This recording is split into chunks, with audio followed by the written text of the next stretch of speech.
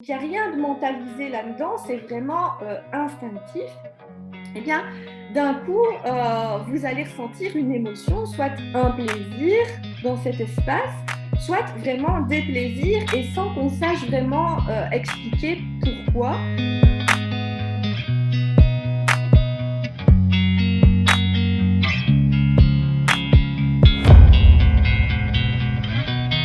Bonjour à toutes et à tous, je suis ravie de vous retrouver à nouveau aujourd'hui. Alors, saviez-vous que les odeurs ont une influence sur notre comportement et qu'il existe une science qui étudie ce phénomène?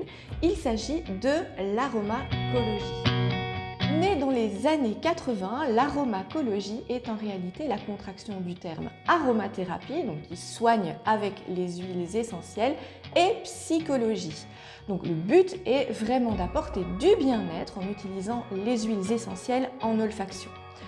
En réalité, le sens olfactif est directement relié à notre cerveau limbique qui est vraiment le lieu où nous stockons nos émotions et notre mémoire. Il existe donc un lien très puissant entre les odeurs et notre bien-être. Apporter des notions d'aromacologie dans vos propres créations peut leur donner donc une toute autre dimension, et c'est d'ailleurs une des conversations que nous avions eues avec les élèves de la Greenwich Academy lors d'une de nos visioconférences. Et en fait, l'aromatologie, c'est... alors je vous lis, parce que ça, j'ai repris la définition de Wikipédia. Donc en fait, c'est la science des phénomènes liés aux odeurs et plus particulièrement l'influence des odeurs sur le comportement. Donc c'est vraiment c'est étudier la réaction des émotions et du bien-être par rapport à certaines odeurs. Et en fait, notre sens de l'odorat, c'est notre sens le plus primitif. Alors même s'il a été mis de côté quand même pendant longtemps, c'est quand même quelque chose qui est important et qui est vraiment instinctif en fait. Enfin, je ne sais pas si ça vous est déjà arrivé d'un coup, d'un seul, d'entrer dans une pièce, il y a une atmosphère, il y a quelque chose qui sent, et soit ça vous donne directement, sans même que vous ayez à penser en fait. Donc il n'y a rien de mentalisé là-dedans, c'est vraiment instinctif.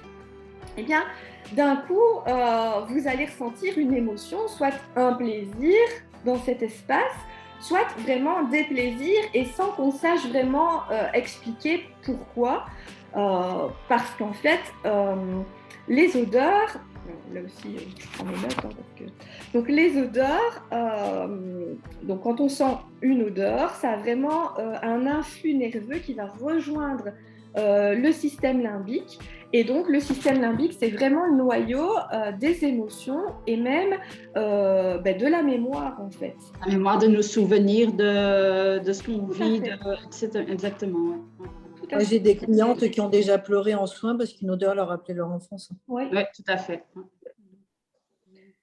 Et donc, l'aromacologie, c'est vraiment travailler avec ça. Quand on va voir, donc il y a des cabinets maintenant qui existent d'aromacologues, et donc ils arrivent à vous faire ressentir des choses uniquement en vous faisant sentir des flacons. Et ainsi, alors évidemment, il va y avoir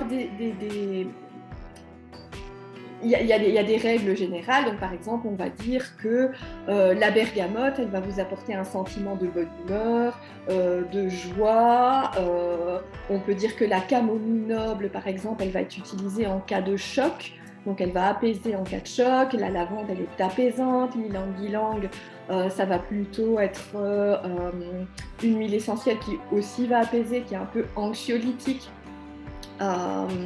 Le romarin qui va vraiment être, quand vous avez besoin d'être très concentré, de faire un travail qui va vraiment vous demander d'être focus sur quelque chose, eh bien une petite goutte, sentir un flacon d'huile essentielle de romarin, ça va vraiment, ça va vous donner un coup de boost. Mais après, c'est aussi en fonction de chacun.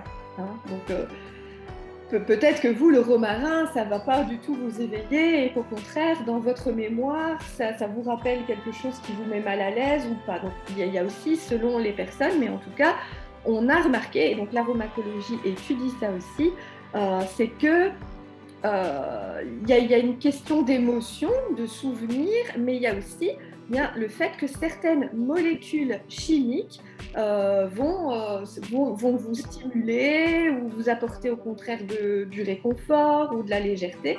Et donc, c'est aussi bien un phénomène qui est purement subtil et émotionnel, mais aussi le fait que, oui, certaines molécules chimiques vont vous apporter certaines choses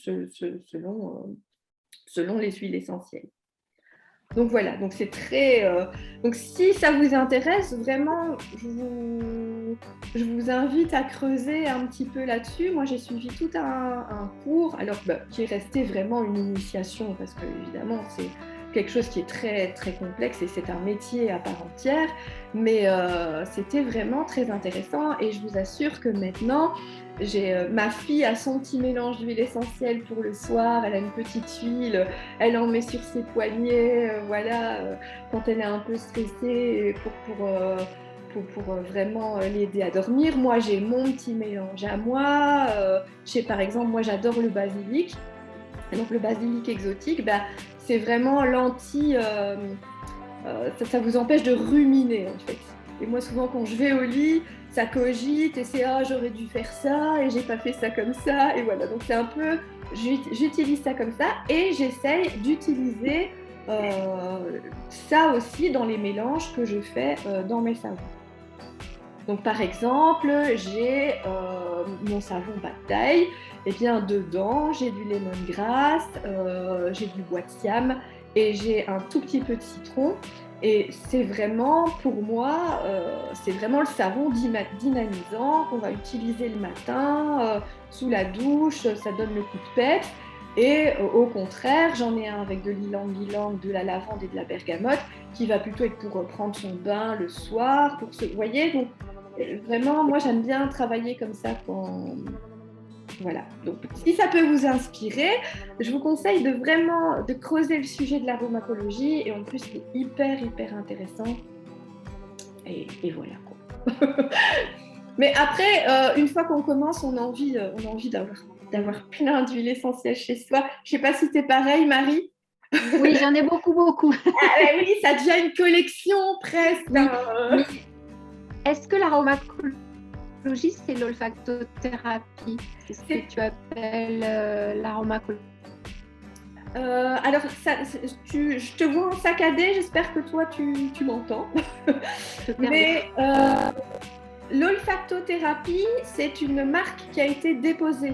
Alors, je ne sais plus exactement comment s'appelle le professeur, mais tu ne peux pas exercer si tu n'as pas suivi Gilles Fournier. Le cursus de l'olfactothérapie. Après, à mon avis, on est sur le même principe, si tu veux. Vraiment de travailler tes émotions, ton bien-être avec les odeurs. Oui. Et c'est vraiment génial. Moi, ça m'a amené à découvrir plein de choses, plein de matières premières aussi. Et après, c'est qu'on a envie d'aller creuser. Moi, pour l'instant, justement, j'ai envie d'aller creuser avec non seulement avec les matières qui sont naturelles, mais j'essaye de m'intéresser aussi à des substances qui sont synthétiques, mais qui sont très intéressantes. On sait qu'il y a des fleurs qui sont muettes, donc on ne peut pas reproduire l'odeur. Eh bien, on va utiliser par exemple l'ionone, qui est une substance de synthèse qui va reproduire l'odeur. Donc, l'ionone est souvent ajoutée à des mélanges floraux pour reproduire la violette ou le muguet, qui sont des fleurs muettes dont on n'arrive pas à extraire le parfum. Et là aussi, c'est intéressant d'aller travailler ces parfums. Moi, la violette des bois, ça me rappelle ma grand-mère. Ça éveille des choses et je trouve que c'est aussi intéressant d'aller voir de ce côté-là. Donc, je vous préviens, quand on met le nez, c'est le cas de le dire, là-dedans, c'est juste génial, quoi. J'adore. J'adore. Et je vous ai mis aussi sur le PDF, je vous ai mis le nom de 2 sites J'espère que cela vous a inspiré et peut-être aurez-vous envie d'aller voir un petit peu plus loin sur le sujet. En tout cas, si vous désirez vous aussi faire de la cosmétique artisanale un métier et que vous voulez en savoir plus sur le programme de la Greenwich Academy, je laisserai un lien dans la description et je vous invite à y jeter un petit coup d'œil.